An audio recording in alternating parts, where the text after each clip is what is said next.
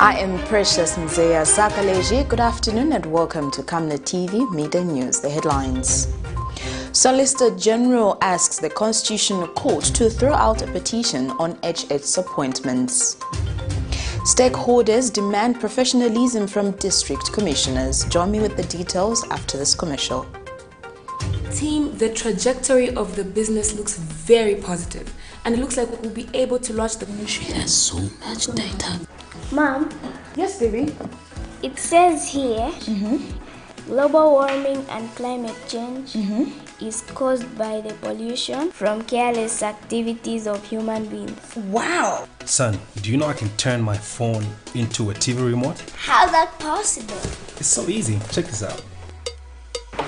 Be smart, be fast with mega data from Zamtel. Get your 15 GB mobile data for only 100 kwacha, 30 GB mobile data for only 200 kwacha, and your 70 GB LTE data bundle with free Netflix, YouTube, Facebook, and WhatsApp. Visit our Facebook page, website, or service centers countrywide for more information. Zamtel, your digital lifestyle partner. And now the media news in detail. The Nursing and Midwifery Council of Zambia have noted with concern the mushrooming of illegal nursing and midwifery training institutions in the country. During a phone interview, NMCZ Legal Counsel and spokesperson Etamboyo Mulele Mvulani confirmed investigations conducted at Prista College of Science and Technology of Lusaka that indicated that the named institution is offering illegal training services. Ms. Mvulani revealed that the training institutions is allegedly training 25 nursing students who were scheduled to undergo clinical placement in Petauke commencing November 10, 2021. The findings followed a tip-off from some concerned members of the public who reported to the Council for investigations. Ms. Mvulani has regretted that the practice, saying it poses a great danger to the health sector in the country. The matter has since been reported to the relevant law enforcement agency, and investigations relating to other suspected illegal nursing institutions are still ongoing. Following a tip-off from concerned members of the public, the Council conducted investigations at Prista College of Health Sciences and Technology in Lusaka on 8 November 2021. This was based on allegations that the college was offering a nursing program in the absence of approval from the Council. So we conducted investigations, and these revealed that contrary to Section 35 of the Nurses and Midwives Act No. 10 of 2019, the training institution was illegally training 25 nurses who were scheduled to undergo clinical placement in Petauke, commencing 10th November 2021. The said college is not registered with the Council, and the students are further not indexed or recognized by the Council. The matter has since been reported to the relevant law enforcement agency, and investigations relating to other suspected illegal nursing or midwifery institutions are still ongoing. The implication is that as a statutory body, our mandate is to ensure that the public is protected from unqualified nurses and midwives. So if these nurses and midwives students are not properly registered and recognized by us, it means they'll conduct training on patients, because these students, they train on real life patients. So if they're not recognized by us, they're not indexed, we know for a fact that they're not receiving the adequate training that they're supposed to receive. So that poses a danger to the public. Solicitor General Marshall Muchende has asked the Constitutional Court to throw out a petition in which a governance activist, Isaac Mwanza, is seeking interpretation on whether a person can legally be appointed to an office of minister and perform ministerial function after dissolution of Parliament and before its commencement. In the supplementary arguments filed before court, Solicitor General Muchinde argues that the urgent appointment of the Minister of Finance rests on the constitutional requirement for the government to prepare and lay before National Assembly the estimates of revenue and the budget of the country for the next financial year within 90 days of swearing in of the President under Article 2023 of the Constitution. Mr. Mwanza has petitioned the state over the performance of ministerial functions by Finance Minister Stumbeko Msokotwane before the commencement of the National Assembly. Following his appointment as Finance Minister on the 27th of August 2021, Dr. Stumbeko Msokotwane immediately commenced performing his ministerial functions before the commencement of Parliament. This has, however, brought debate, with now governance activist Isaac Mwanza petitioning the state before the country's highest court that it is illegal for a nominated member of Parliament to perform ministerial duties before Parliament ratification. The governance activist is now seeking the Constitutional Court to interpret the Constitution in relation to the subject matter, citing Article 81. Mr. Mwanza further seeks an interpretation in line with Article 173 of the Constitution on whether the President or any other appointing authority can terminate the employment of a public officer without cause and due process. He feels it is important that the court clarifies the law. So we shall make them again on the 18th of November to see that this matter is attended to. However, there are a lot of issues that are going on. You know, this matter borders on the disappointment of public service workers, and this has continued. And it was important that the court disposes this matter as quickly as possible, so that we can have clarity in the law. If it goes in favor of the state, then that would be good. But if it doesn't go in favor of the state, I think that the nation will be guided. This is not a matter of winning or losing. It is a matter of clarifying what the law is, so that the nation can be guided under the rule of law. It is not about Mr. Againde Chidema. It is not about Mr. Msokotwane.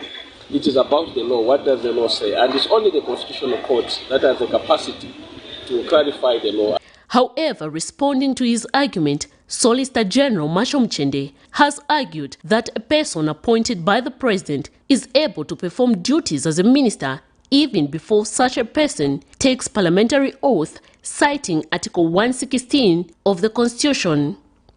The state has further argued that the urgent appointment of the Finance Minister rests on the constitutional requirement for the government to prepare and lay before the National Assembly the estimate of revenue and the budget of the country for the next financial year within 90 days of swearing in of the President under Article 202(3) of the Constitution. In their supplementary skeleton argument that they filed on Wednesday after the court granted them leave, they submit that the court should dismiss the said petition with cost, as it moves the court wrongly on many issues. Miriam Kaimba, reporting for Camnet TV News. The Zambia Federation of Disability Organizations of FORD has noted the lack of direct inclusion of persons with disability in the 2021 national budget. The FORD Program and Advocacy Manager, Mishek Mtambo, notes that the just presented national budget lacks an adequate address of matters relating to promotion of inclusion of the marginalized citizens. He, however, says through the disbursement of the Constituency Development Fund, the organization is hopeful that leaders in respective constituencies will deliberately promote inclusion in their implementation program. He said this when he appeared on Camnet's special program Thursday.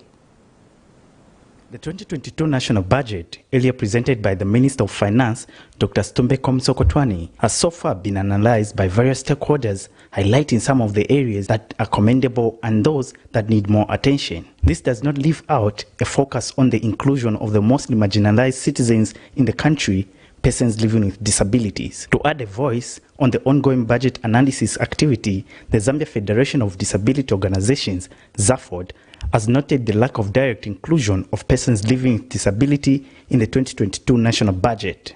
ZAFOD Program and Advocacy Manager Mishek Mutamba explains when he appeared on Camnet TV special program Thursday morning. Look at the access to information by persons with disabilities. Yeah, Zambia is not very disability friendly at the moment, if at all. Yeah, and so we are fighting inclusion of persons with disabilities as ZAFOD. That's our national mandate.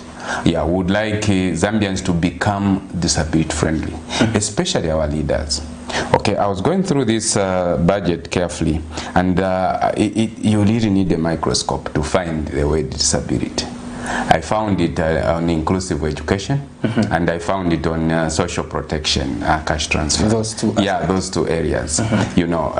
But we are saying, for example, decentralization, government is giving resources to where the people are.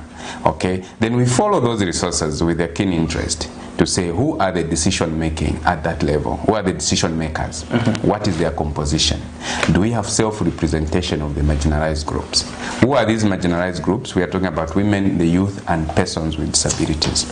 Okay, so I think for us as AFOD, we would like to see a situation where the New Dawn government begin to be deliberate towards persons with disabilities, the way they are deliberate towards the youth and women. Mr. Mtamba has since called for a deliberate inclusion of people living with disabilities, even at local level. Yeah, but that future belongs to the youth. And so when the president really shows passion towards the youth, it's logical. But why we want to see the same passion, the same deliberate, you know, awareness that we have a group of citizens who have challenges because they have disabilities. And disabilities bring a set of challenges, including negative attitudes towards them. Negative attitude to a point that they cannot be elected into governance. And if they are not self-representing themselves into governance, they are not closer to the resources. So the decisions that are being made on the utilization of resources will not address their needs. Exactly. It's that simple. As an organization, SAFOD hopes that through the implementation of the Constituency Development Fund, CDF, people living with disabilities will not be sidelined. Alex Shimba, Camnet News, in Lusaka. Stakeholders have called on the United Party for National Development to clearly explain what role the newly appointed district commissioners will play under the new administration so as to avoid duplication of work and conflict of interest with the local authorities, as has been the case in previous governments. In an interview, a governance activist, Sam Zulu, says the new administration should depoliticize this position and clearly define its function in the decentralization process. President Hakainde Hichilema terminated contracts for district commissioners countrywide on Wednesday and replaced them with new appointees.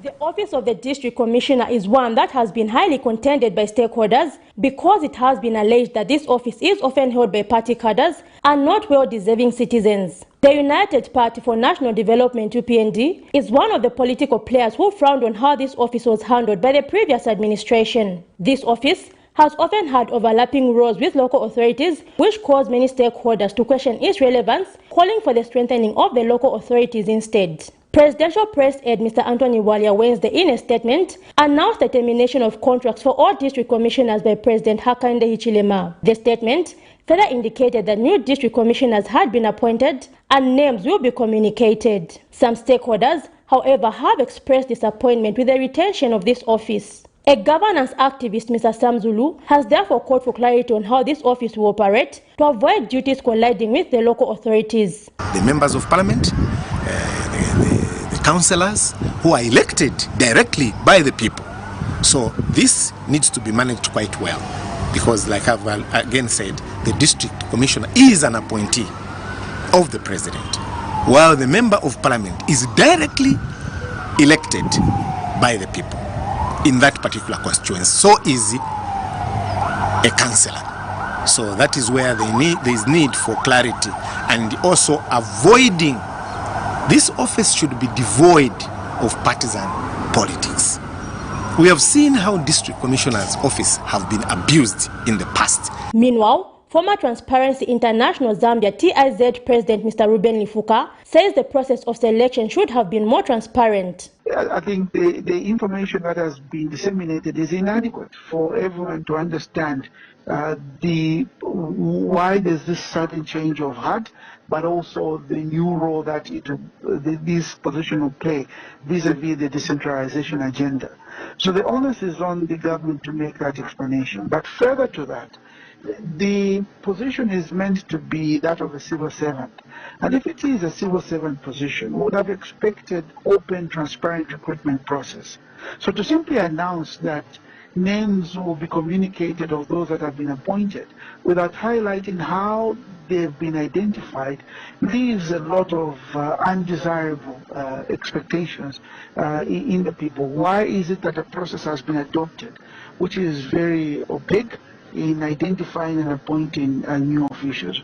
However, UPND Alliance Media Director Mr. Tabo Kawana says appointment maids have only been given to well-deserving individuals and not political party cadres. We complained that the office of the district commissioner has been polarized by the PF government then, that appointed the cadres to run the office of the district commissioner, who did nothing but patronize the offices and drive the PF agenda as a partisan agenda. This is why we have maintained that the office of the district commissioner will now be occupied by qualified people who will do that which they need to do correctly by servicing the people of Zambia. The new administration is under scrutiny as it continues to make new appointments, as it promised to make appointments purely based on merit and to use resources prudently. Zipporah Mshala, Camnet News, Lusaka. That news item brings us to the end of Camnet TV Media News, but before we go, here are the headlines once again. Solicitor General asks the Constitutional Court to throw out a petition on H8's appointments. Stakeholders demand professionalism from district commissioners. Thank you for joining me. I am Precious Mzea Sakaleji. Pleasant viewing.